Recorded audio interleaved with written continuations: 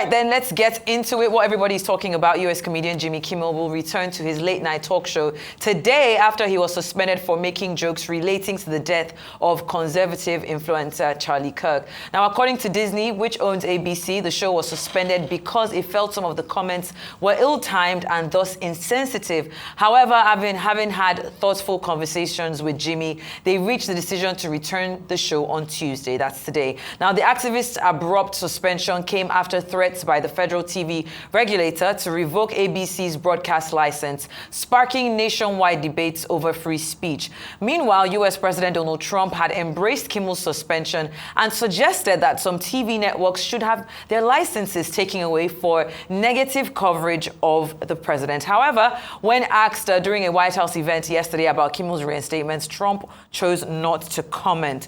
Now, I want us to touch on very quickly the next story after this, touching on the same coverage of this Jimmy Kimmel, him returning to ABC,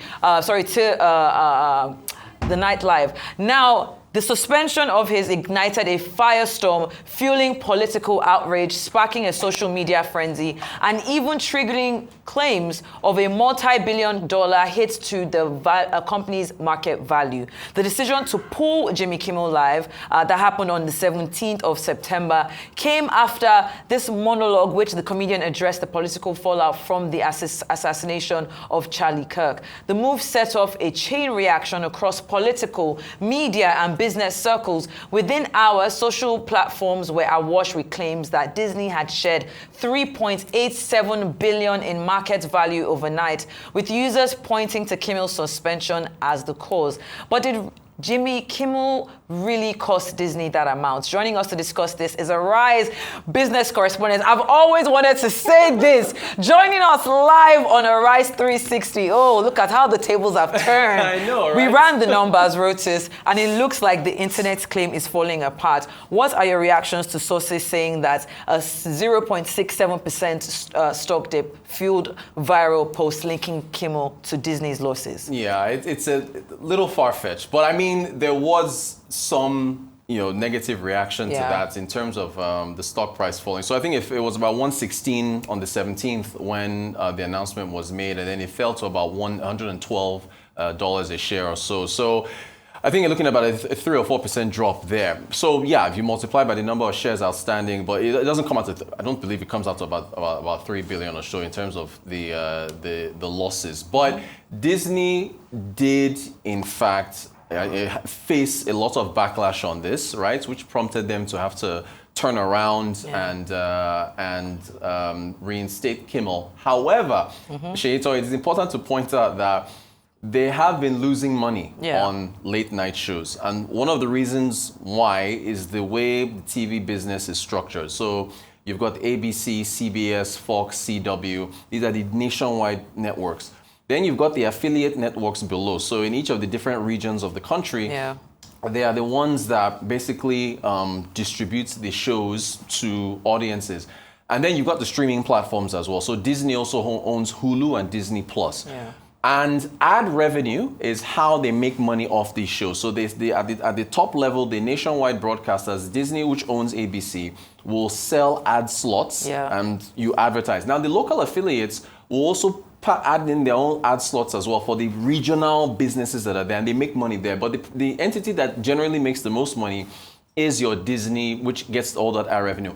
Ad revenue has been falling over the last number of years because you have less people watching late night television, particularly young Gen Zs. They tend to look at online, YouTube and TikTok just to get clips from there. They get digital revenue from that, but overall, Disney's they've been losing money on these late night shows anyway. So it's interesting because you've made this link, and then I know even before we came on, we were talking about the fact that local TV giants have in fact boycotted the Jimmy Kimmel's return. So we're seeing it returning to ABC, the big station as it were. But the local TV stations, why do you think we're seeing that resistance still? Yeah, so there's been a lot of friction between the affiliates, the local television stations, and the larger nationwide stations. It's over money. Again, the streaming is part of this, and technology is part of this, because ironically, if you pull Jimmy Kimmel off these local affiliates. If folks could actually go to streaming to watch that, and much of that revenue is going to go to the larger television networks.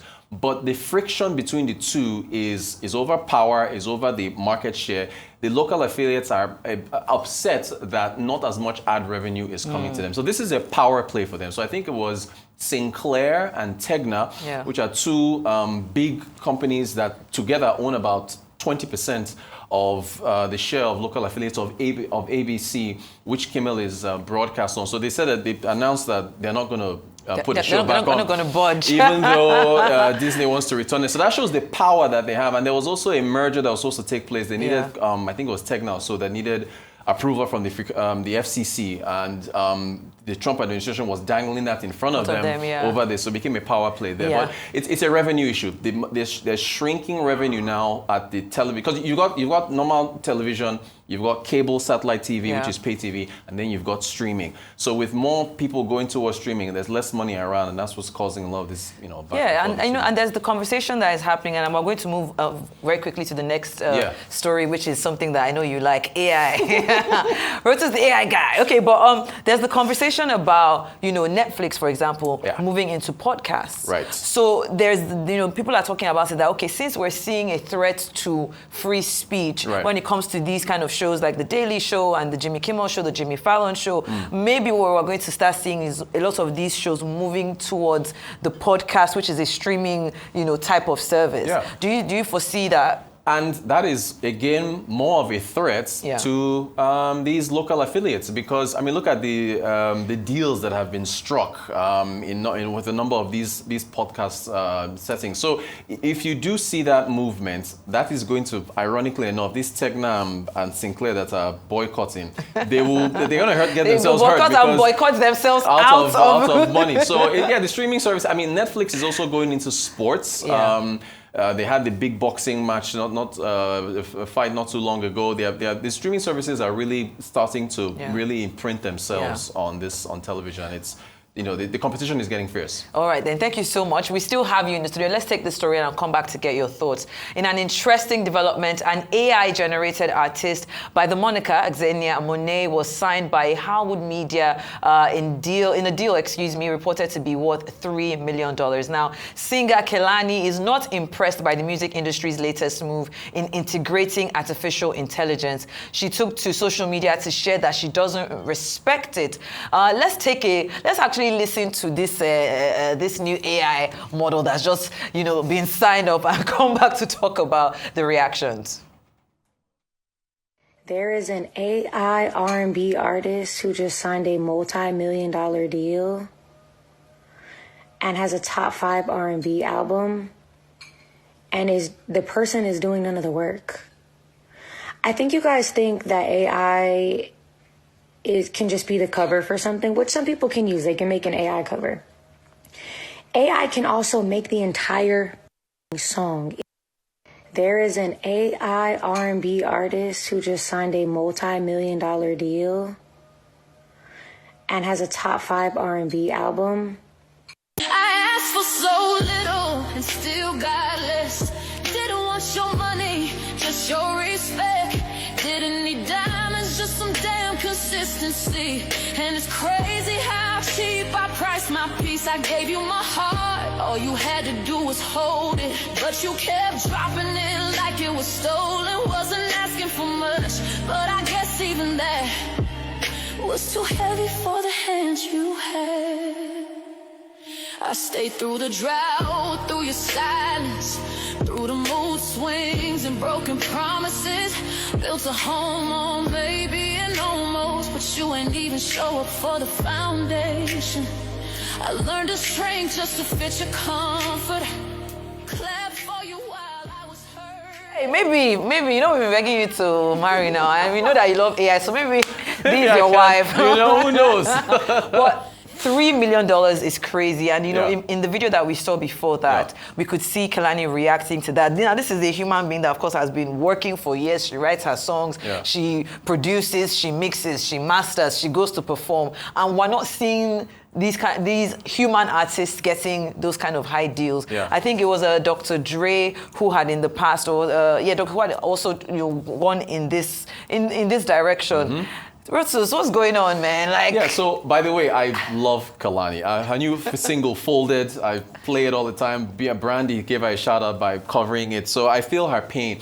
The thing is, look, we cover this all the time on Global Business Report, right, with our eye on tech and how AI is disrupting things. So there's a real person that's behind this. It's modeled after who apparently she writes the lyrics and then the AI generates it. It's a platform called Suno, and there is, I think, going to be a legal challenge here because if you listen to it carefully, they're saying she kind of sounds like Beyonce. There's a southern drawl there, and because these AI agents, they have to basically go through YouTube, go through other platforms in order to model these artists after them. So basically, they're getting data from what is already existing, and that is where there could be some copyright issues.